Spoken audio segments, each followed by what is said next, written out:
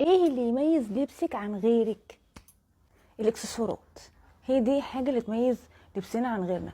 يفتكروا مثلا لما حد يجي يقول ايه زي حواس، اول حاجه بتيجي في دماغك ايه؟ البورنيطه والشميز الجينز بتاعه، صح؟ طيب لو انت جيتي مثلا حد بيتكلم عن شيرين سيف النصر، اول حاجه هنفتكرها ايه؟ السلاسل والعقده الذهب الكبيره والحلقان الكبيره الجولد، صح ولا غلط؟ كل واحد بيبقى مميزه حاجه، علشان كده بقولك ان الاكسسوارات هي اللي بتميز الانسان وبتميزك عن غيرك في اللبس بتاعك. طبعا اول ما انا بتكلم كده هتبص عليا تقولي انت مجرد واحده لابسه قميص وطرحه، انت جايه تتكلمي في ايه؟ لا، انا كنت في السوق عادي بشتري عيش، اكيد مش هروح اتميز هناك. كده كده القميص والطرحه شكلهم حلو، بس انا عايزه يبقى شكلهم احلى، فممكن البس عليهم جيليه، البس طرحه تليق على اي درجه من الدرجات دي، البس سلسله او اتنين زي ما انا بحب، البس خواتم، البس اسوره. ايه تاني ممكن تلبسي؟ بقى طواقي، انا بحب الطواقي جدا، بحس ان هي بتميز وعلى الاقل بتخبي الحته دي كده، وهو ايه، ما بتبينش شعرنا. والنضارات.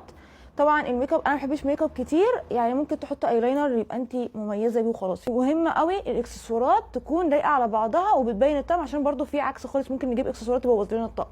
اخر الفيديو عايزه اقول لك ان خليكي مميزه حتى لو بحاجات بسيطه، ممكن ب 3 جنيه تبقى مميزه عادي.